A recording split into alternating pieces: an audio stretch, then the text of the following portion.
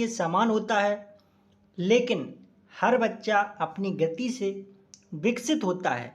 यह बाल विकास के निम्नलिखित में से किस सिद्धांत को दर्शाता है? अनिरंतरता, रैखिकता, एकरूपता, पृथक। तो ये दर्शाता है पृथकता।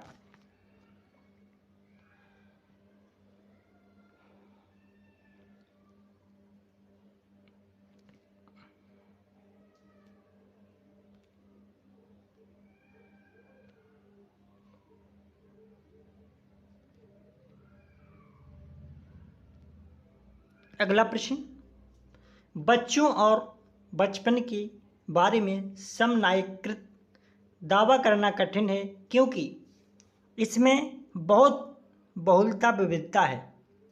इसका कथन है और तर्क इसका दिया गया है कि बचपन एक सामाजिक सांस्कृतिक संकल्पना है। तो ऐसे प्रश्नों को किस प्रकार सॉल्व करते हैं देखें। कैसे सॉल्व किया जाता है? कथन क्या है कि बच्चों और बचपन के बारे में समन्वयकृत दावा करना कठिन है क्योंकि इसमें बहुत बहुलता विविधता है। ये बात सही है, इसका कथन भी सही है। और तर्क इसका क्या दिया गया है? तर्क है इसका कि बचपन एक सामाजिक सांस्कृतिक संकल्पना है। तर्क भी इसका सही है। तो आंसर इसका क्या है? ए और आर दोनों सही हैं और आर सही व्याख्या करता है ए की।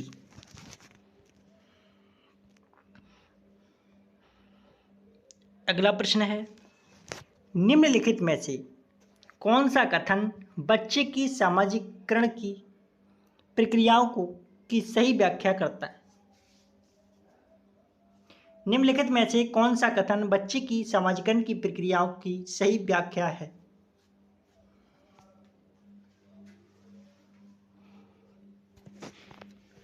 कौन सी व्याख्या सही है? बच्चे के संभाव्य गुण अंतर्निहित शक्तियों, आनुवांशिक सामग्रियों के पोषक होने का निश्चित परिणाम है। नहीं, बच्चे को सामाजिक परिवेश के द्वारा पूरी तरह से ढला जा सकता है। ये भी गलत है। बच्चे का विकास सिर्फ उसके भाग्य द्वारा निर्धारित किया जाता है और उसमें ना तो आनुवंशिकता की कोई भूमिका होती, ना ही परिवेश की। ऐसा भी नहीं होता है। बच्चों का विकास आनुवंशिकता और परिवेशीय कारकों का जटिल पारस्परिक प्रभाव है। इसका आंसर क्या है? डी इसका राइट आंसर। अगला प्रश्न है, पियाजे के विकास सोपान सिद्धांत का सही विकास चरण क्रम पहचानिए। बताएं कौन सा सही क्रम है?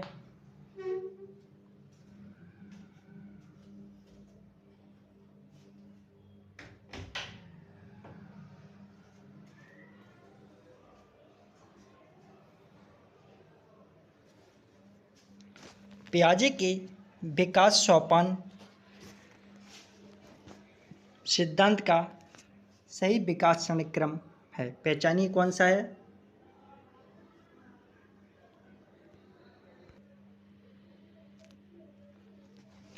पियाजे के विकास सोपान सिद्धांत का सही विकास चरण क्रम पहचानिए। तो विकास का जो क्रम होता है, संवेदी, गामक, पूर्व संक्रियात्मक, मूर्त संक्रियात्मक, औपचारिक क्रियात्मक, ये क्रम होता है पियाजे के विकास सिद्धांत का। अगला प्रश्न,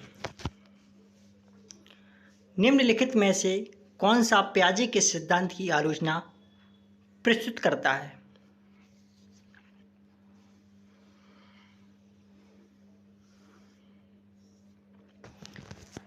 पियाजे के सिद्धांत की आलोचना प्रस्तुत करता है। पियाजे को यह विश्वास नहीं था कि बच्चे बुद्धिमान होते। ऐसा बिल्कुल भी नहीं कहा जीन पियाजे ने। पियाजे ने पूर्व संक्रियात्मक अवस्था में बच्चों की क्षमताओं को कम कर आंका है।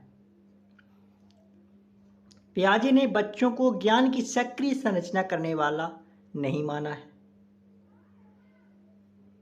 ऐसा भी नहीं। पियाजे में विकास प्रक्रिया को सतत माना है। ये भी नहीं।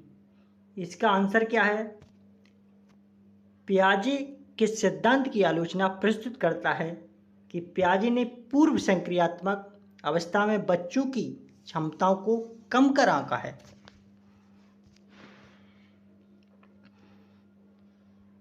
अगला प्रश्न, लॉरेंस कोहलबर्ग के अनुसार बच्चों का नैतिक चिंतन वह पुरस्कार और दंड द्वारा किस स्तर में नियंत्रित होता है?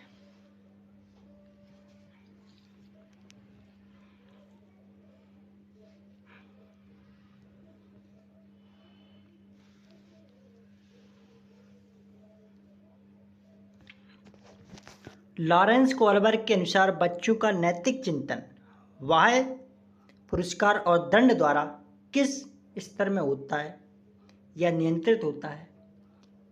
पूर्व पारंपरिक, पारंपरिक, उत्तर पारंपरिक, नैतिक, संबंधवाद। तो ये होता है पूर्व पारंपरिक में। इसके बाद जीन पियाजे के अनुसार मानव शिशु में कौन सी प्रवृत्तियों और प्रतिक्रिया जन्मजात होती हैं?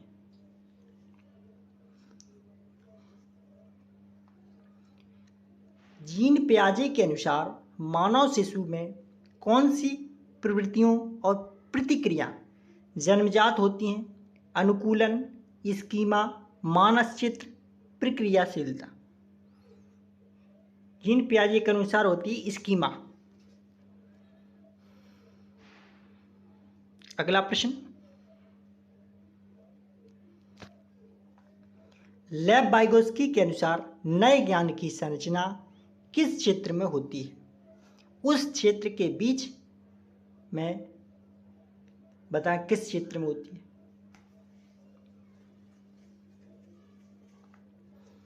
लेव वाइगोत्स्की के अनुसार नए ज्ञान की संरचना किस क्षेत्र में होती है जो कि बच्चा जानता है और उसमें जानने का सामर्थ्य है, जो कि बच्चा जानता है और जो उसकी पहुंच के बहुत बाहर है, जो कि बच्चा जानना चाहता है और शिक्षक के विचार से जिसका बच्चे को ज्ञान होना चाहिए, जो कि बच्चा जानना चाहता है और उसके अभिभावकों के विचार से जिसका उसे ज्ञान होना चाहिए। तो लेव वाइगोत्स्की के अनुसार नए ज्ञान की संरचना किस क्षेत्र में होती है? जो कि बच्चा जानता है और उसमें जानने की सामर्थ्य है। अगला प्रश्न, कक्षा में एक बच्चा अपने सहपाठियों से इस तरह व्यवहार करता है और जैसे उससे उसके घर में बर्ताव किया जाता है, यह किसका उदाहरण है?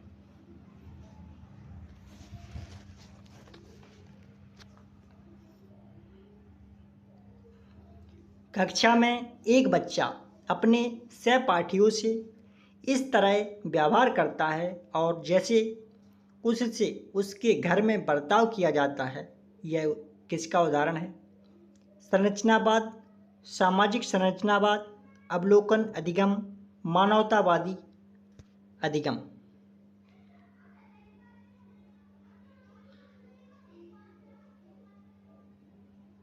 तो ये है सामाजिक संरचनावाद।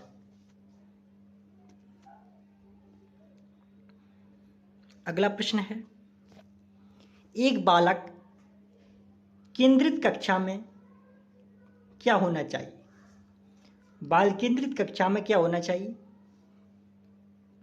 बहुत से संसाधनों का प्रावधान, ये तो होना चाहिए। लचीलता, सामूहिकरण, ये भी होना चाहिए। पाठ्य पुस्तक ज्ञान का एकमात्र आधार, ये नहीं होना चाहिए। छात्रों की सक्रिय सहभागिता, ये भी होना चाहिए। एक संरचित पाठ्यक्रम और योगात्मक आकलन, ये नहीं होना चाहिए। कौन कौन से ऑप्शन सही बताया जा रहा है इसमें? पहला, दूसरा और चौथा। आंसर इसका क्या बनेगा? ए।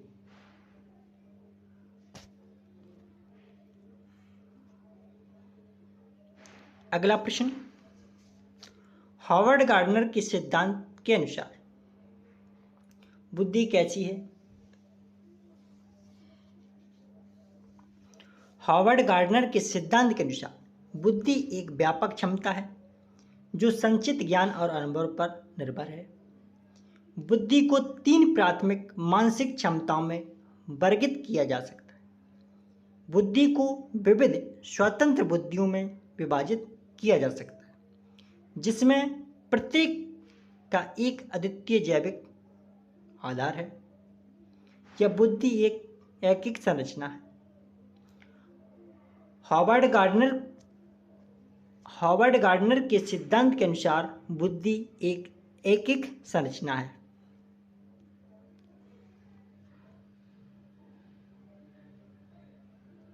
अगला प्रश्न, किसी शिक्षक को सीखने का मूल्यांकन सुनिश्चित करने के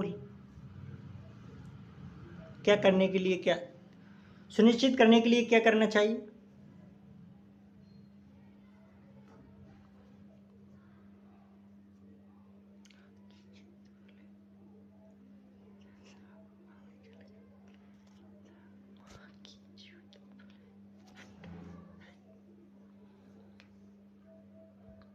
किसी शिक्षक को सीखने का मूल्यांकन सुनिश्चित के लिए करना चाहिए। अंकों के आधार पर विद्यार्थियों में तुलना बिल्कुल भी नहीं।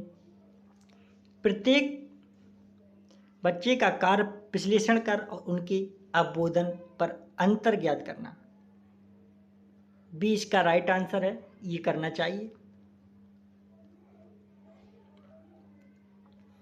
अगला प्रश्न, राष्ट्रीय शिक्षा नीति 2020 राष्ट्रीय शिक्षा नीति 2020 द्वारा सुझाई गई समग्र 360 डिग्री बहुआयामी रिपोर्ट क्या प्रस्तावित करती है? राष्ट्रीय शिक्षा नीति 2020 द्वारा सुझाई गई समग्र 360 डिग्री बहुआयामी रिपोर्ट क्या प्रस्तावित करती है? योगात्मक आकलन, यंत्रवत याद करने के कौशल का आकलन, विद्यार्थियों को पेपर पेंसिल परीक्षा आधारित श्रेणियों में बांटना, या स्व आकलन और समूह आकलन का समावेश।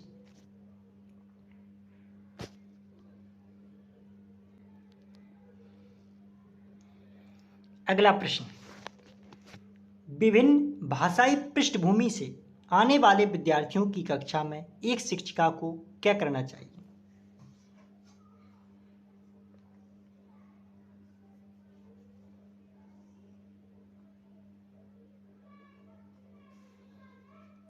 विभिन्न भाषाई पृष्ठभूमि से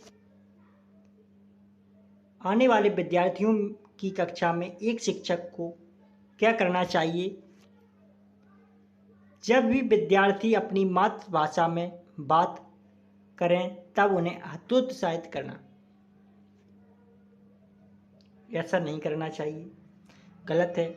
कक्षा में सम्मान की संस्कृति पैदा करना, जिसमें विद्यार्थियों को अपनी भाषा और बोली के बारे में बात करने को प्रोत्साहित किया जाए। विद्यार्थियों को बोलने की वे केवल स्कूल द्वारा निर्धारित मानक भाषा में बात करें, ये भी नहीं होना चाहिए। वह विद्यार्थी जो हाशिए पर समुदाय से आते हैं घर पर ट्यूशन रखने को कहना, ये भी गलत। इसका सबसे बेस्ट ऑप्शन है कि कक्षा में सम्मान की संस्कृति पैदा करना, जिसमें विद्यार्थियों को अपनी भाषा और बोली के बारे में बात करने को प्रोत्साहित किया जाए।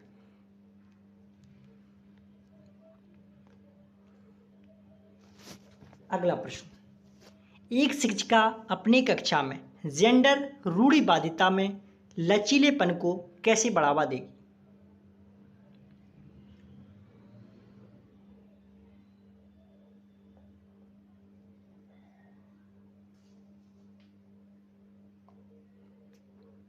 एक शिक्षिका अपनी कक्षा में जेंडर रूढ़िवादिता में लचीलेपन को कैसे बढ़ावा देगी? लड़कियों की स्त्रीवादी व लड़कों को पुरुषवादी विशेषताओं को और प्रोत्साहित करके लड़कों व लड़कियों को अलग अलग अधिगम कार्य देकर उस जिसके लिए वह आनुवांशिक रूप से तैयार है, ऐसा भी नहीं। जेंडर उपयुक्त अपेक्षाएं रखकर लड़कियों भाषा में अच्छा करेंगी व लड़के भाषा में, ये भी नहीं होना चाहिए।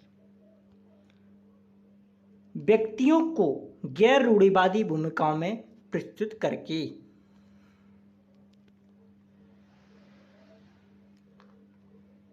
अगला प्रश्न, अपनी पीढ़ी से पहली बार स्कूल जाने वाले विद्यार्थियों की शिक्षा के लिए एक शिक्षिका को क्या करना चाहिए?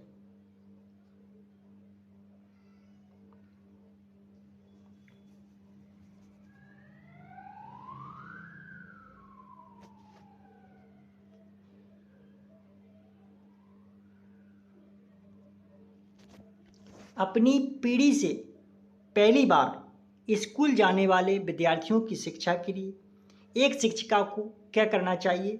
इनमें असफलता का डर पैदा करना चाहिए ताकि यह दबाव व तनाव में काम करे, ऐसा बिल्कुल भी नहीं करना चाहिए।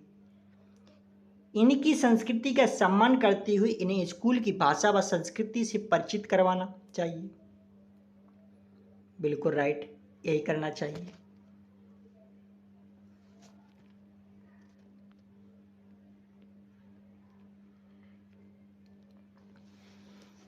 अगला प्रश्न, कथन इसका है कि विविध प्रकार की सामाजिक, आर्थिक और सांस्कृतिक पृष्ठभूमि के विद्यार्थियों की कक्षा सभी विद्यार्थियों के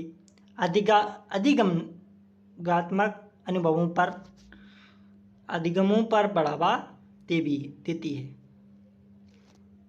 और इसके बाद ये तो गलत है, ये बात, इसका जो कथन है वो सत्य है। तर्क इसका दिया गया है कि समावेशन से केवल उन्हीं विद्यार्थियों को लाभ होता है जो दृष्टिबाधित हैं, तो ये गलत है। आंसर इसका क्या है? ए सही है लेकिन आर गलत है। अगला प्रश्न, एक शिक्षिका को उस विद्यार्थी के लिए जो दृष्टिबाधित है क्या शिक्षा स्तरीय प्रावधान करने चाहिए?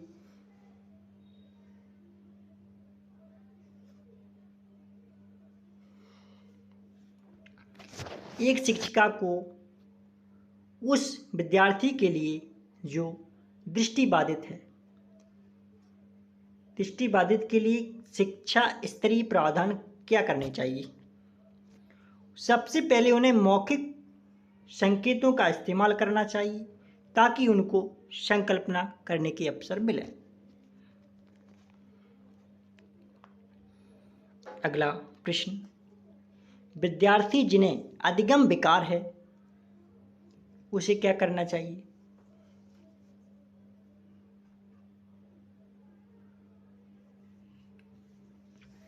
विद्यार्थी जिन्हें अधिगम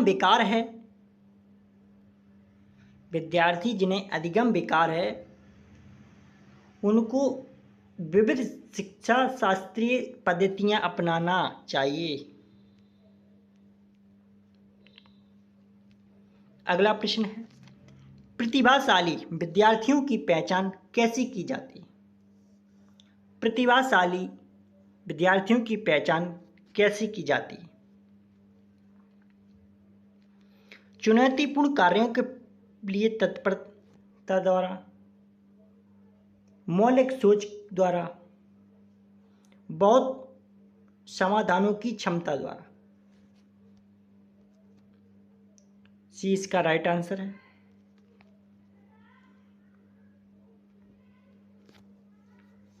अगला प्रश्न है, निम्न में से अध्यापक द्वारा अपनाई गई कौन सी तकनीक संरचनात्मक शिक्षण अधिगम प्रक्रिया में हानिकारक है? ये हानिकारक है कि अच्छा प्रदर्शन न करने वाले बच्चों को प्रेरित करने के लिए काले स्टार देना, ये हानिकारक है। अगला प्रश्न, क्या कक्षा में सहज ज्ञान चिंतन को प्रोत्साहित किया जाना चाहिए? क्या कक्षा में सहज ज्ञान चिंतन को प्रोत्साहित किया जाना चाहिए? हाँ, बच्चों का सहज ज्ञान और अनुमान उनके ज्ञानात्मक चिंतन को विकसित करने में सहायता करते हैं।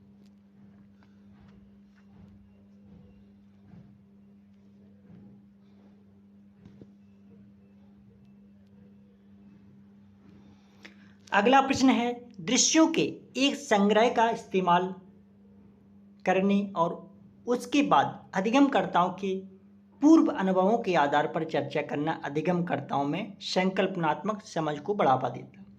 ये बात सही है, यानी कथन इसका सत्य है। अब इसका तर्क क्या है कि अधिगमकर्ता उन्हें दी गई सामग्री क्रियाकलापों के आधार पर उनके मौजूदा विचारों को नए विचारों से जोड़कर सक्रिय रूप से अपने ज्ञान की संरचना करते हैं। इसका तर्क भी सत्य है। आंसर क्या है? आंसर इसका पहला, ए और आर दोनों सही हैं और आर सही व्याख्या करता है ए की।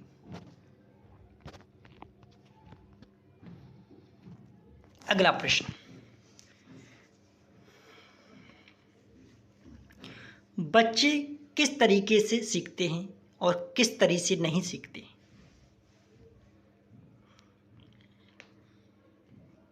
बच्चे किस तरीके से सीखते हैं और किस तरीके से नहीं सीखते, ये बताएं। बच्चे वर्तुलाकार तरीके से सीखते हैं और रेखीय तरीके से नहीं सीखते।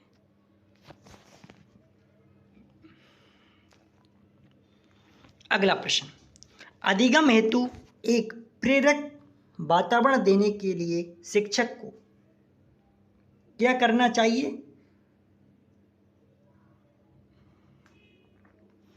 अधिगम हेतु एक प्रेरक वातावरण देने के लिए शिक्षक को यह मानना चाहिए कि भावनात्मक और संज्ञानात्मक पहलू एक दूसरे से प्रभावित करते हैं। अगला प्रश्न, विद्यार्थियों के सार्थक शिक्षण के लिए उत्साहित करने के लिए उन्हें उद्देश्य के रूप में किस स्थान पर प्रेरित करना चाहिए?